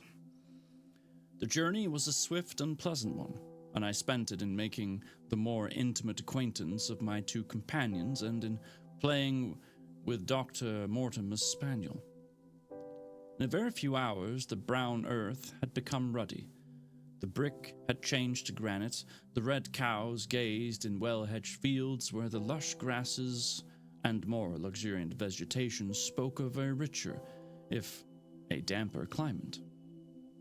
Young Baskerville stared eagerly out of the window and cried along with delight as he recognized the familiar features of the Devon scenery. I've been over a good part of the world since I left it, Dr. Watson, said he, but I have never seen a place to compare with it. I never saw a Devonshire man who did not swear by his county, I remarked. It depends on the breed of men quite as much as on the county, said Dr. Mortimer. A glance at our friend here reveals that the rounded head of the Celt, which carries inside the Celtic enthusiasm and power of attachment. Poor Sir Charles's head was of a very rare type, half Gaelic, half Ivernian, and in its characteristics. But you were very young when you last saw Baskerville Hall, were you not? I was a boy in my teens at the time of my father's death, and had never seen the hall, for he lived in a little cottage on the south coast. Thence I went straight to a friend in America. I tell you, it is all as new to me as it is to Dr. Watson, and I'm as keen as possible to see the moor. Ooh, Allie coming in with the win. Well done. Are you? Then your wish is easily granted, for there is your first sight of the moor, said Dr. Mortimer, pointing out of the carriage window. Over the green squares of the flat fields and the low curve of a wood, there rose in the distance a grey, melancholy hill with a strange, jagged summit, dim and vague in the distance, like some fantastic landscape in a dream. Baskerville sat for a long time, his eyes fixed upon it, and I read upon his eager face how much it meant to him. The first sight of that strange spot where the men of his blood had held sway so long that had left their mark so deep. There he sat, with his tweed suit and his American accent, in the corner of a prosaic railway carriage, and yet as I looked at his dark and expressive face, I felt more than ever how true a descendant he was for that long line of high-blooded, fiery, and masterful men. There were pride, valor, and strength in his thick brows, his sensitive nostrils, and his large hazel eyes. If on that forbidding moor a difficult and dangerous quest should lie before us, this was at least a comrade from whom one might venture to take a risk with the certainty that he would bravely share it. The train pulled up at a small wayside station, and we all descended. Outside, beyond the low white fence, a wagonette with a pair of cobs was waiting. Our coming was evidently a great event, for station master and porters clustered round us to carry our luggage. It was a sweet, simple country spot, but I was surprised to observe that by the gate there stood 2 soldierly men in dark uniforms who leaned upon their short rifles and glanced keenly at us as we passed. The coachman, a hard-faced, gnarled little fellow, saluted Sir Henry Baskerville, and in a few minutes we were flying swiftly down the broad, white road. Rolling pasture lands curved upward on either side of us, and old gabled houses peeped out from amid the thick green foliage. But behind the peaceful and sunlit countryside, there rose ever, dark against the evening sky, the long, gloomy curve of the moor, broken by the jagged and sinister hills. The wagonette swung round into the side road, and we curved upward through the deep lanes worn by the centuries of wheels, high banks on either side, heavy with dripping moss and fleshy hart's tongue ferns. Bronzing bracken and mottled bramble gleamed in the light of the sinking sun. Still steadily rising, we passed over a narrow granite bridge and skirted a noisy stream which gushed swiftly down, foaming and roaring amid the gray boulders. Both road and stream wound up through a valley dense with scrub oak and fir. At every turn, Baskerville gave an exclamation of delight, looking eagerly about him and asking countless questions. To his eyes, all seemed beautiful, but to me a tinge of melancholy lay upon the countryside, which bore so clearly the mark of the waning year. Yellow leaves carpeted the lanes and fluttered down upon us as we passed. The rattle of our wheels died away as we drove through the drifts of rotting vegetation. Sad gifts, as it seemed to me, for nature to throw before the carriage of the returning heir of the Baskervilles. "Oh, helloa!" cried Dr. Mortimer. "What is this?" A steep curve of heath-clad land, an outlying spur of the moor, lay in front of us. On the summit, hard and clear like an equestrian statue upon its pedestal, was a mounted soldier, dark and stern, his rifle poised ready over his forearm. He was watching the road along which we traveled. "What is this, Perkins?" asked Dr. Mortimer. Our driver half turned in his seat. "Oh, there's a convict escaped from Princetown, sir. He's been out 3 days now, and the warders watch every road and every station, but they've had no sight of him yet. The farmers about here don't like it, sir, and that's a fact." "Well, I understand that they give £5 if they can give information." "Oh, yes, sir, but the chance of £5 is but a poor thing compared to the chance of having your throat cut. You see, it isn't like any ordinary convict. This is a man that would stick at nothing." "Well, who is he then?"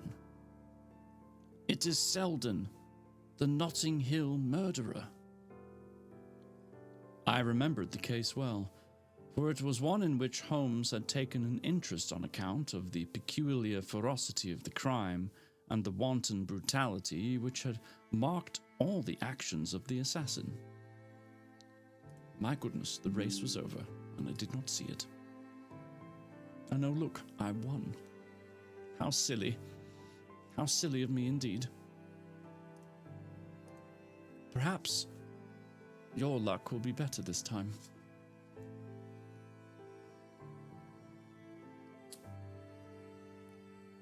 The commutation of his death sentence had been due to some doubts as to his complete sanity, so atrocious was his conduct. Our wagonette had stopped a rise, and in front of us rose the huge expanse of the moor, mottled with gnarled and craggy cairns and tors. A cold wind swept down from it and sent us shivering. Somewhere there, on that desolate plain, was lurking this fiendish man, hiding in a burrow like a wild beast, his heart full of malignancy against the whole race which had cast him out. It needed but this to complete the grim suggestiveness of the barren waste, the chilling wind, and the darkling sky. Even Baskerville fell silent and pulled his overcoat more closely around him. We had left the fertile country behind and beneath us. We looked back on it now, the slanting rays of a low sun turning the streams to threads of gold and glowing on the red earth new turned by the plough and the broad tangle of the woodlands. The road in front of us grew bleaker and wilder over huge russet and olive slopes, sprinkled with giant boulders.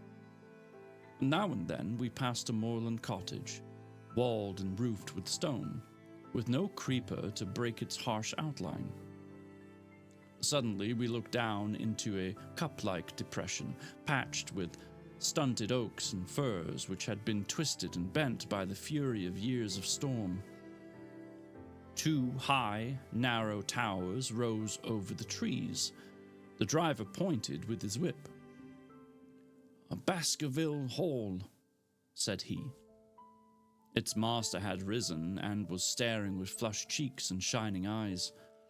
A few minutes later, we had reached the lodge gates, a maze of fantastic tracery in wrought iron with weather-bitten pillars on either side, blotched with lichens, and surmounted by the boar's heads of the Baskervilles. The lodge was a ruin of blank granite and bared ribs of rafters, but facing it was a new building, half constructed, the first fruit of Sir Charles's South African gold. Through the gateway we passed into the avenue where the wheels were again hushed amid the leaves, and the old trees shot their branches in a somber tunnel over our heads. Baskerville shuddered as we looked up the long dark drive to where the house glimmered like a ghost at the farther end. "Was it here?" he asked in a low voice. No, the yew alley is on the other side." The young heir glanced round with a gloomy face. "It's no wonder my uncle felt as if trouble were coming on him as much as this place is," said he. "It's enough to scare any man. I'll have a row of electric lamps up here inside of 6 months, and you won't know it again. With 1,000 candle power, Swan and Edison right here in front of the hall door." The avenue opened into a broad expanse of turf, and the house lay before us. In the fading light, I could see that the center was a heavy block of building from which a porch projected. The whole front was draped in ivy, with a patch clippered bare here and there where a window or a coat of arms broke through the dark veil. From the central block rose twin towers, ancient, crenellated, which I don't know what that means, and pierced with many loopholes. To right and left of the turrets were more wooden wings of black granite. A dull light shone through heavy mullioned windows, and from the high chimneys which rose from the steep, high-angled roof, there sprang a single black column of smoke. I believe we call that a chimney. Okay, winning again. Only 2 races left.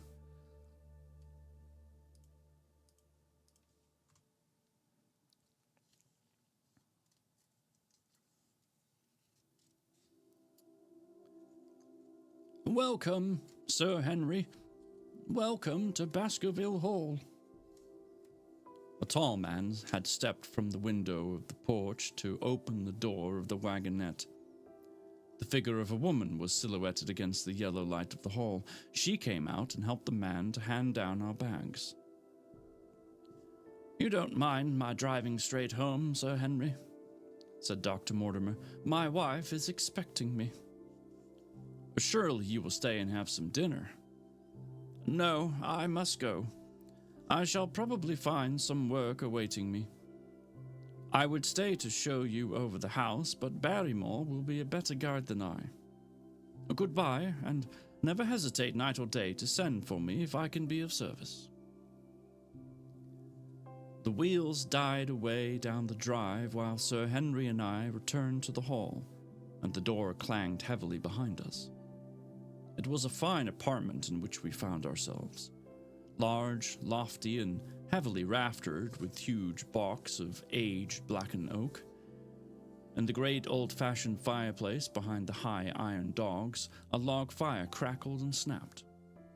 Sir Henry and I held out our hands to it, for we were numb from our long drive. Then we gazed round us at the high, thin window of old stained glass, the oak paneling, the stags' heads, the coat of arms upon the walls, all dim and somber in the subdued light of the central lamp. "It's just as I imagined it," said Sir Henry. "It's not the very picture of an old family home. To think that this should be the same hall in which for 500 years my people have lived. It strikes me solemn to think of it." I saw his dark face lit up with a boyish enthusiasm as he gazed about him. The light beat upon him where he stood, but long shadows trailed down the walls and hung like a black canopy above him. Barrymore had returned from taking our luggage to our rooms. He stood in the front of us with the subdued manner of a well-trained servant. He was a remarkable-looking man, tall, handsome, with a square black beard and pale, distinguished features. Square black beard, you say? "Would you wish dinner to be served at once, sir?" "Is it ready?" "In a very few minutes, sir. You will find hot water in your rooms. My wife and I will be happy, Sir Henry, to stay with you until you have made your fresh arrangements, but you will understand that under the new conditions, this house will require a considerable staff."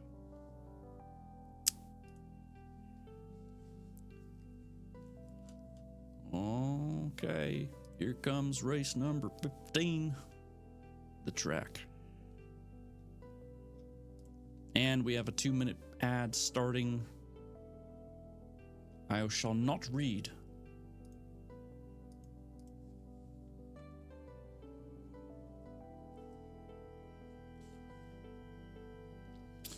We only find ourselves with roughly 2.5 pages, so once this ad has finished, we shall finish the chapter.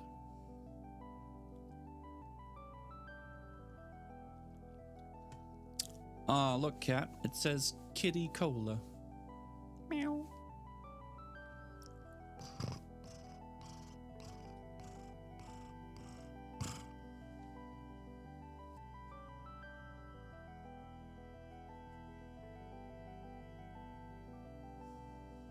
No, don't do that. That's better. Hi, Cat here. I'm just gonna sit in my box and watch the stream, if that's okay. Yes, it is. Mr. Redthorn. A pleasure.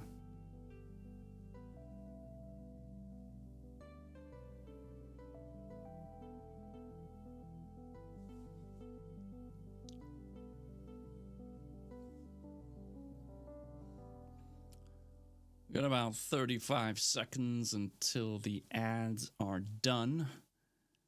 Assuming there are even ads playing for anybody, it's very difficult to say. Indubitably. And drink my kitty cola. Wow. kitty has a new cola drink.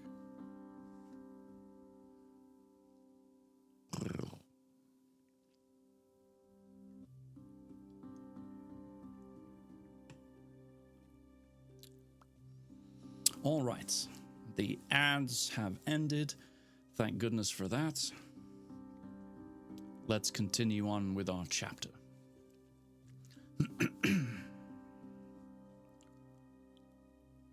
What new conditions? I only meant, sir, that Sir Charles led a very retired life, and we were able to look after his wants. You would, naturally, wish to have more company, and so you will need changes in your household. Do you mean that your wife and you wish to leave? Only when it is quite convenient to you, sir. But your family have been with us for several generations, have they not? I should be sorry to begin my life here by breaking an old family connection. I seemed to discern some signs of emotion upon the butler's white face. I feel that also, sir, and so does my wife. But to tell the truth, sir, we were both very much attached to Sir Charles, and his death gave us a shock and made these surroundings very painful to us. I fear that we shall never again be easy in our minds at Baskerville Hall. Kay winning again.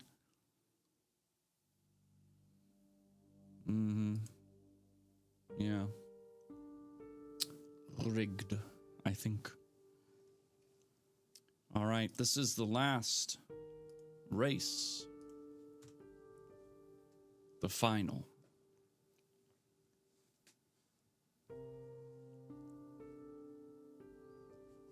But what do you intend to do?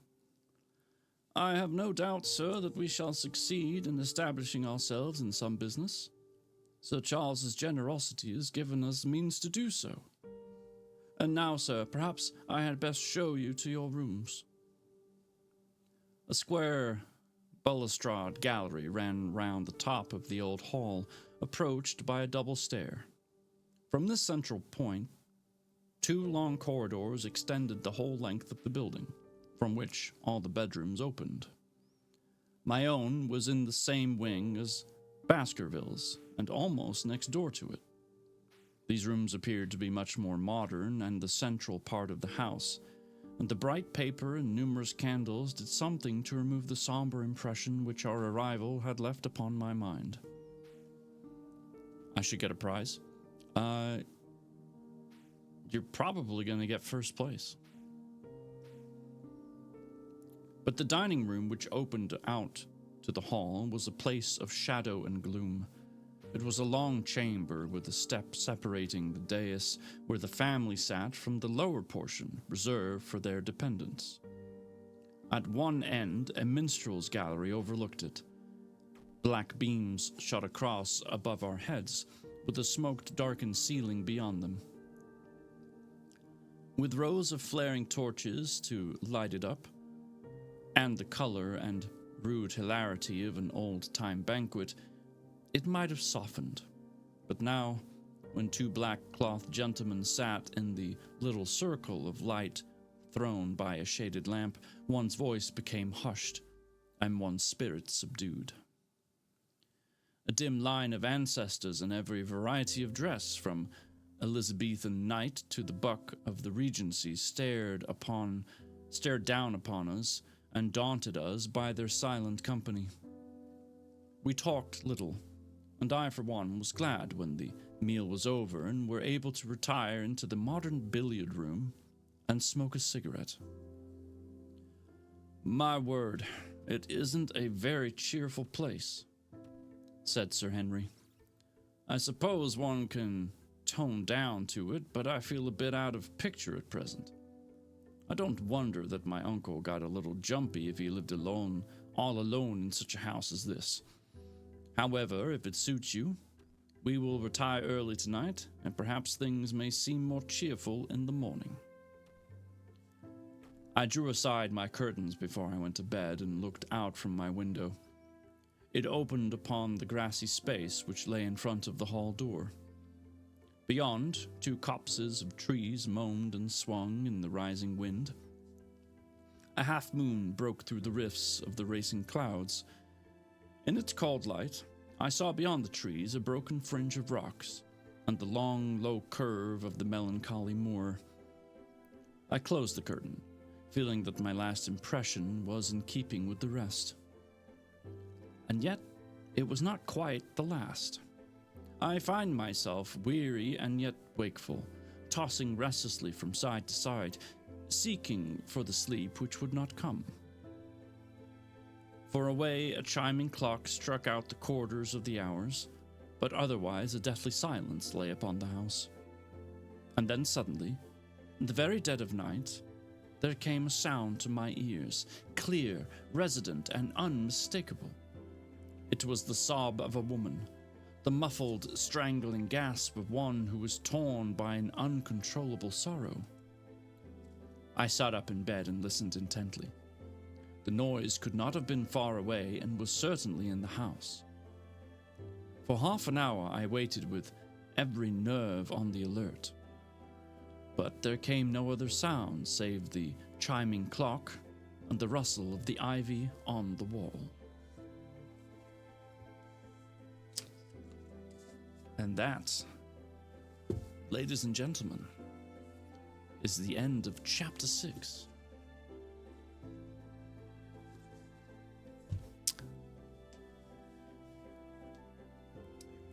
It has been my absolute pleasure reading to you this evening. Oh, and I happen to win the final race. Goodness gracious. Let's see who took the stands. Good night. Let's try that again. Good night, Kay. I hope you have a lovely sleep. Stepmama's mama taking third place. Very respectable position. And Kay, you took second place, which actually surprised the heck out of me. I could have swore you were going to take first place. Wrestling Ivy makes me itch. Understandable. I don't think I won a single round tonight. I was going to say I didn't either, but I did. Look at that. Would you look at that?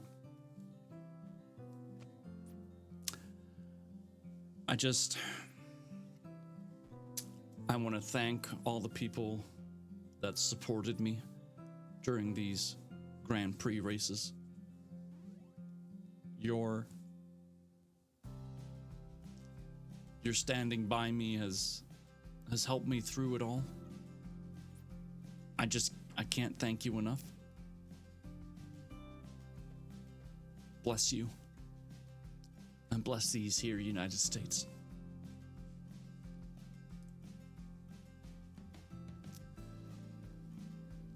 I did not expect to even be on the podium, never mind win.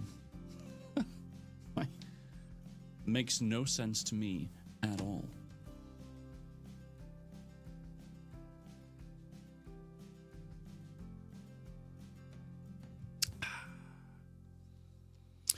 Oh boy. Good times. But don't worry, we'll be back on Tuesday, where you can choose to be here if you wish. Get it? Tuesday. You can choose to be. Anyway. Right. Who shall we go say hello to? I do wonder.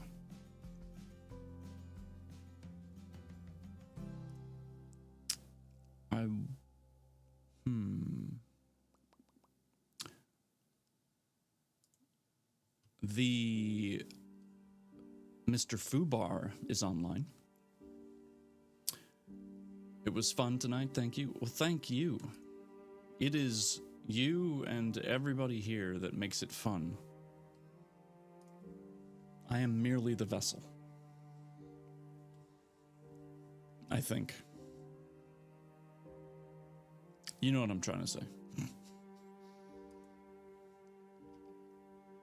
Ooh, you know what?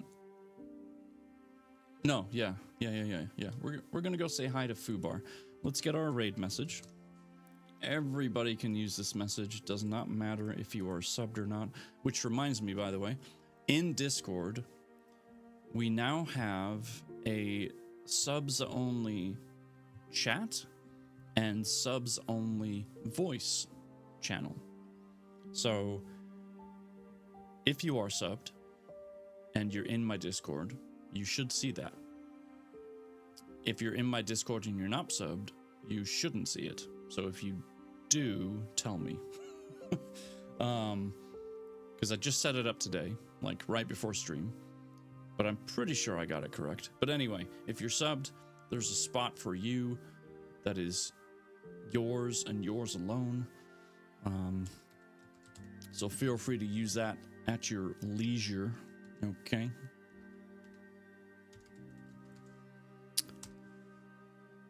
All right. We're gonna go see the Fubar. Thank you so much for being here tonight. I really, really appreciate it. Thank you for the resubs as well. Absolutely. Just, I am blessed. Okay. Seriously. You guys are great. I look forward to coming back on Tuesday so we can keep reading. Keep going with our story. But until then, take care of yourself. Take care of each other. Have a wonderful night.